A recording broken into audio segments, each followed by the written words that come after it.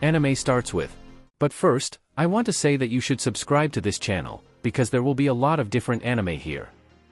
The anime begins with the narrator talking about wishes. He asks, "What do you wish for? Fame and honor? Strength and power? Money and riches?" She is interrupted by a male voice. It turns out to be an unknown creature. "Why do you risk your life to climb to the top of the tower? The thing is, the person who manages to conquer it will get everything. That person will get everything he or she has ever dreamed of. This is exactly what the Tower of God is." In the Dark One, the main character is catching up with a man who is ahead of him.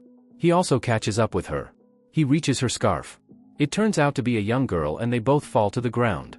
The girl is breathing heavily, and she is also blushing, as is the boy. The girl asks the hero to forget her, but the boy refuses. She wipes his tears. Looking at each other, the girl apologizes for climbing to the top of the tower, after which it disintegrates into red petals. At this time, a large gate opens in front of them. The girl disappears completely and the gate closes. The boy is left alone. He suffers from the fact that the girl is gone. Suddenly, he hears an unknown voice calling him to look for answers to his questions at the top of the tower. The gate opens again. A big hand comes out of it and takes the protagonist away. He finds himself in an unknown room in pink light. There are portraits of gods on the walls. The same voice he heard earlier is heard from behind him. He stands up. He is approached by an unknown creature who introduces himself as Phaeton. He is the guardian of the tower. The protagonist does not understand what kind of tower it is. But suddenly he remembers something and calms down. He realizes that this is the same tower that the girl who disappeared was talking about. To the boy's surprise, Phaeton knows the hero's name and calls him Baam. Baam is surprised that Phaeton knows this. He realizes that this creature was talking to the girl who disappeared. Baam takes a step toward Phaeton, saying that he has come for her. The creature stops the boy by pointing up and saying that all the answers are found at the top of this tower. Baam realized that a girl named Rachel was up there. Phaeton asks if the hero wants to pass the test to get to the top. The boy does not understand what the test is. At this time, the wall disappears behind him. Everything turns green. It is a huge aquarium with an unknown animal.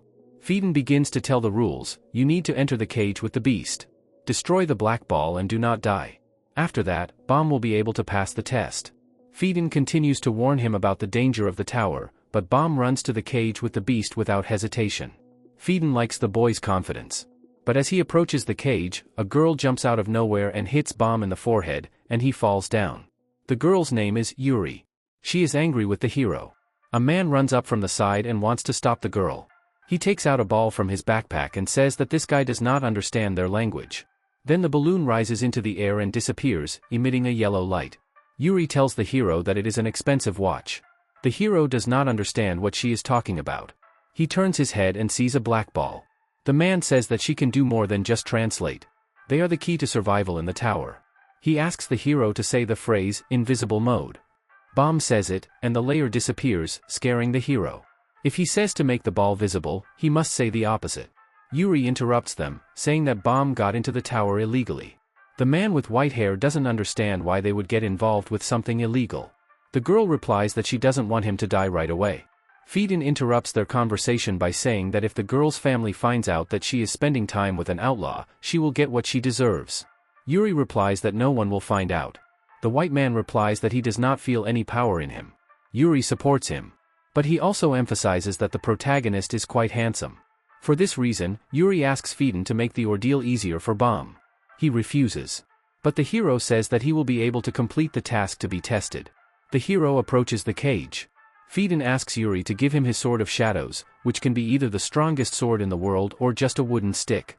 It depends on the person who uses it. The girl refuses, but still gives him her sword, saying that the hero is nice. The hero takes it in silence. Phaeton does not believe that the girl actually gave the sword to the boy. Yuri asks the boy to live, to which the boy nods. She walks away from Baam, after which a man with white hair asks if Yuri has fallen in love with a boy. The girl responds by beating the man. The girl replies that they were just bored, so she gave the hero her sword. Baam enters the arena. The man says that he knows one way to pass the test. The monster in the cage starts to attack Baam, but the guy just froze in fear. Yuri wants to save the boy, but Phaeton stops the girl. The monster eats the boy, leaving everyone standing in the room in silence. Yuri is angry. She asks for Phaeton. Suddenly, a man with white hair runs up to the girl, saying that Baam is doing the right thing. The fact is that it is impossible to run away from the monster. So it is better not to run away, but to stand in front of it and jump into its mouth. Suddenly, the monster starts bleeding and spits Baam out. It turns out that in order to pass the test, you have to overcome your fears of death. Yuri is angry with the man for not saying this earlier. He begins to make excuses, saying that not everyone is capable of doing this. While they are talking, the guy is already approaching the black ball. He stabs the sword into it, but it does not break. Everyone is shocked. Fieden says that the test hasn't even started yet. The boy tries to break the ball, but he fails. He tries again and again. Nothing. Baam recalls his past, how he was in a cave that collapsed. But suddenly the ceiling breaks and he is met by the same girl who disappeared just before he entered the tower. She says that everything will be fine now and hugs him. At this time, the guy returns to the reality where he breaks the balloon. At this time, the girl from the past says that she wants to get to the top of the tower, as there are stars there that she has never seen. Baam even recalls how Rachel disappears. Unfortunately, now the monster woke up because he was screaming very loudly. Everyone in the room tells Baam to run away. The man shouts that the boy should turn to the power of the sword that is in him. Yuri says that this is impossible, as the sword does not even listen to her. The boy trusted them and asked for the power of the sword. The sword began to illuminate everything and killed the mantra. A beautiful, young girl appears in front of him and gives him this power. But he says that he needs the power to save a girl named Rachel. The girl says that the boy is very boring, but she will give him the power because he is nice. Yuri doesn't understand why the Sword of Shadows gave the boy powers and not her. The sword says that she just likes boys better. At this point, the sword neutralizes the black sphere, and it disappears, as does the monster. The hero has also disappeared. The people in the room don't understand where he went. Fieden answers that Baam is now on the next floor. The girl wants to get her sword back. Yuri goes to the entrance to the test room, although she is forbidden to do so. The man catches up with her.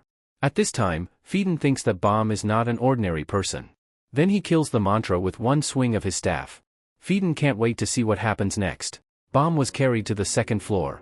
When he opened his eyes, he saw this clear sky above him, and as he looked around, he realized he was in the middle of a field of wheat. Curious, he decided to taste the wheat, but it wasn't tasty at all, so he spat it out. Then, out of nowhere, a woman's voice rang out. Baam looked up and saw this black cube floating in the sky. The voice was coming from there, and she was checking the microphone. She welcomed everyone to the second floor of the test and said straight up that not everyone would make it. She laid down the rules. There were 400 people on this floor, and they had to reduce the number by half within the allotted time. Once only 200 people were left, the test would end. The number of people was displayed on a big black sphere, like a clock. Baam stood there in silence, just taking it all in. Suddenly, a rustling sound came from the bushes. Baam started running, but he fell to the ground. When he looked up, he saw the Sword of Shadows lying in front of him. He grabbed it and began to crawl through the wheat. That's when he saw a man appear, a huge guy in armor. Baam tried to escape, but the man caught him and threw him down. It looked like it was all over for Baam, but out of nowhere, arrows hit the armored man in the back, and he collapsed. Baam looked up and saw the archer on a nearby mountain. But just as quickly, the archer was taken out by a sniper on another mountain. The sniper immediately started looking for his next target, Baam. But just as the sniper took aim, a giant hand grabbed his head from behind and crushed him. Meanwhile, the number of players had already dropped by 100.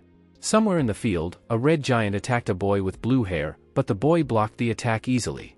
Calmly, he pulled out a knife from his bag. Baam kept running but then ran straight into another opponent. Back on the mountain where the sniper had been, a fight broke out between two new heroes. One, a mountainous man, smashed the sniper's rifle and threw it away. He turned around, looking for a worthy challenger. Then, he felt something strange, something powerful, coming from a green-skinned girl's weapon. And he felt the same thing from Baam's sword. At that moment, the boy with blue hair approached Baam. He told him not to be afraid, not to shake with fear, otherwise, he wouldn't make it any further.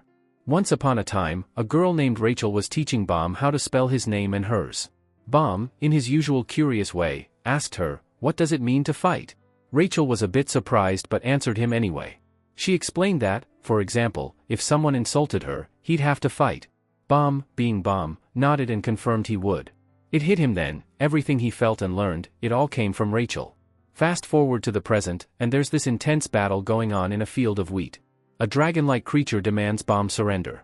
But suddenly, out of nowhere, a boy with blue hair appears behind the creature and asks, "Is that crocodile your pet?" The dragon, furious, stomps the ground, roaring that he is not a crocodile, he is the great devourer. He doesn't care about the blue-haired boy, all he wants is a hunt to make himself stronger. The blue-haired boy, calm as ever, says that those who chase after strong enemies are fools. He adds that everyone's so focused on following the tower's rules, killing off 200 people just like that. Hearing this, the great devourer angrily slams the ground, sending the boy flying. But when the boy lands, he says goodbye to Baam, claiming he's seeking strong allies to conquer the tower with. As he's walking away, though, he notices Baam's sword of shadows. This catches his attention, and in a flash, he throws a cloth over the crocodile's head, slamming him to the ground before running off with Baam. Turns out, another friendly figure named Din had been nearby all along. The boys introduce themselves, and the blue-haired guy's name is Kun. They shake hands. Kun immediately asks where Baam got the Sword of Shadows, also known as the Black March, a legendary sword only given to the tower's princesses by King Zahard himself. Meanwhile, Princess Yuri and her companion are somewhere between the floors. Baam suddenly remembers Hedon's warning, passing the sword to others is forbidden, and no one should know about it. He explains that the sword was lent to him, and, changing the subject, adds that he's searching for someone. Just then, the crocodile, who's been looking for them, reappears. Baam and Kun continue walking, and Kun mentions that he just wants to chat. Somewhere else, two other people clash in battle, but suddenly a third guy emerges from the grass, witnessing the fierce fight between them. Back with Baam and Kun, they hide behind a rock, and Baam is shocked to learn that less than 268 people are still alive. Kun, sensing his surprise, asks, "Have you killed anyone yet?" Baam shakes his head and begins sharing how he doesn't remember much, everything he knows, he learned from Rachel, the girl he's searching for. He insists that he belongs to her, not the other way around, which really throws Kun off. But then Kun gets it, this girl is Baam's guiding rule. They shake hands, sealing their partnership. Kun admits that when he heard Baam's conviction, he liked it. It's exactly the kind of loyalty he's been seeking. Just as things settle, the crocodile reappears, launching another attack. But before he can strike, the alarm sounds, the number of people has dropped to 200, meaning the test is over. If anyone fights now, they'll be eliminated. Meanwhile, the pair from earlier stops their fight. The purple-clad guy who had tried joining them realizes, once again, that he's being ignored. Then a voice announces the next test, everyone has to find 2 allies within 5 minutes, or they'll be disqualified. Kun, knowing time's running out, suggests teaming up with the crocodile. Furious, the crocodile slams the ground, yelling that he's being ignored. The purple guy, still trying to team up with the fighting pair, keeps getting ignored too. Kun and Baam try to escape from the crocodile, but as they run, Kun asks if Baam heard the rules. The crocodile responds that he won't become their ally. Kun prepares to fight, but Baam stops them both, offering himself as a target. He even throws away his sword, leaving everyone, especially the crocodile, in shock.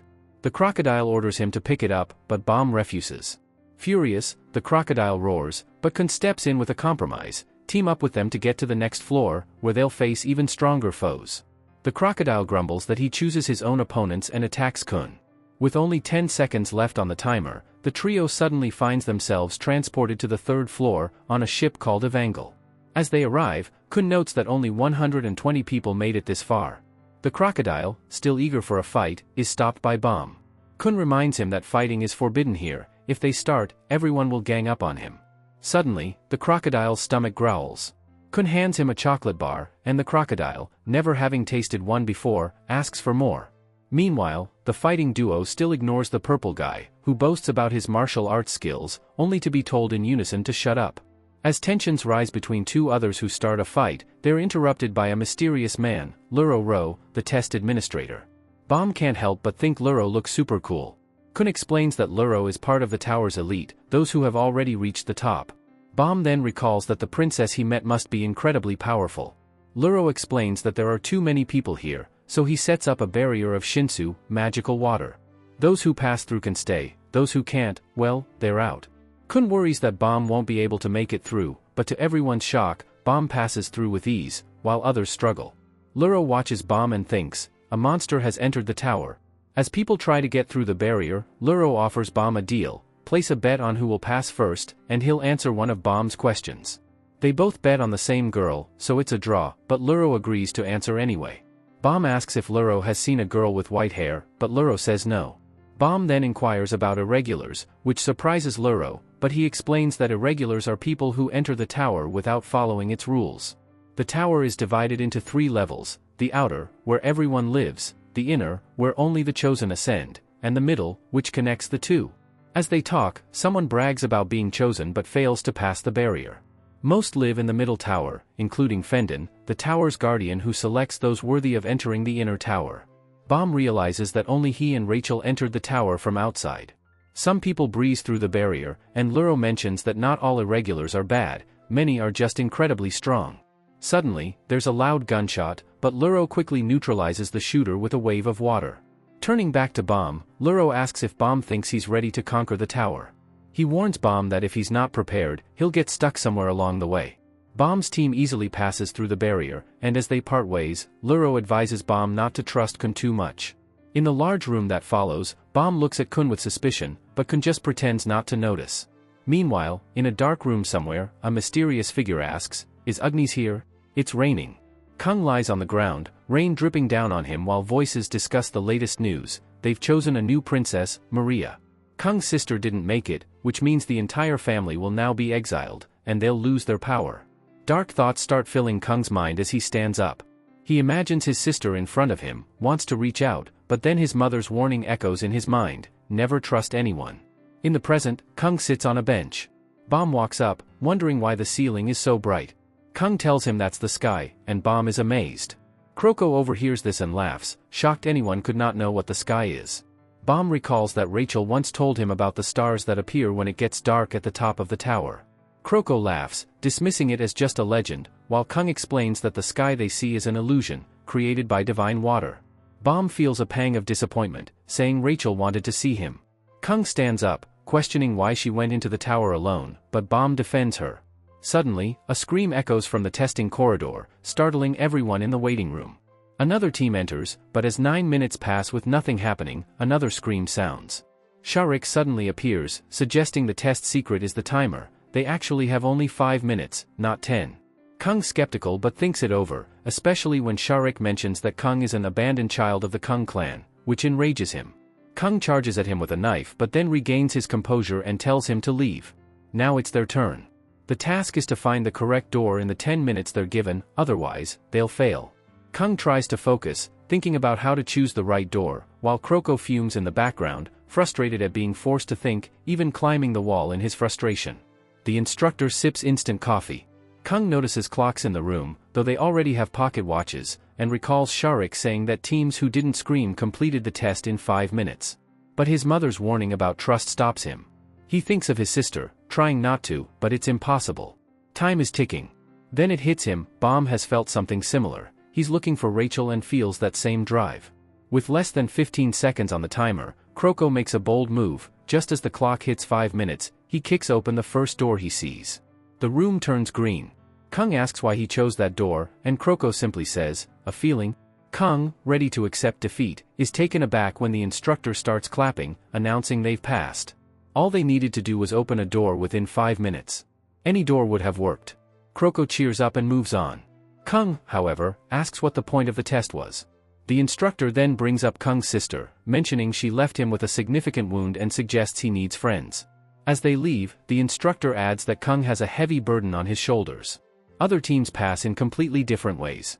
After everyone has succeeded, Sharik approaches the instructor, jotting down that he was asked to give everyone a hint, admitting he was curious to see if it would help. Our heroes move down the corridor. Baam asks Kung about the princess the instructor mentioned, but Kung ignores him, then encourages Baam, and they continue on. Kung remembers his sister, hoping nothing like that will happen to Baam. Meanwhile, on another arena, an unknown group faces their own test. A red-haired boy awkwardly announces only 3 people passed. The leader is displeased, and the red-haired boy asks for help to make amends. The head trainer agrees. In the waiting room, Kroko asks for water, so Baam goes to get it and meets a boy in a purple hoodie who helps him buy it. He introduces himself as Ship Li Su, joining the heroes. Li Su proposes they reach the top of the tower together. Suddenly, Lororo interrupts, offering them a chance to participate in a special test, where the reward is direct access to the tower's peak. Everyone agrees to take part. The task is to battle for a crown. There's a 5-minute limit, with 5 rounds. One team member must wear the crown, and the others protect them till the end of the round. If the crown bearer leaves the throne, they lose. An additional team from another block will also participate. Baam notices a girl on that team who seems familiar. The first round starts when teams press the red button on the wall. If they don't, they join the next round. A green-skinned girl and a team of 3 guys press the button, leaving Baam's team to wait. The green girl decides to fight alone, landing the first few strikes. Kung is amazed by her weapon. The third guy on the team tries to attack but fails. Everyone is shocked at her strength. The guys hatch a plan to rush for the crown, but the green girl is already on the throne, scattering them. She lifts the crown, ignoring Lisu's suggestion to give it to him since he's the weakest. Instead, she places it on her own head, stunning Lisu. Meanwhile, Baam realizes the girl in the opposite cage is Rachel.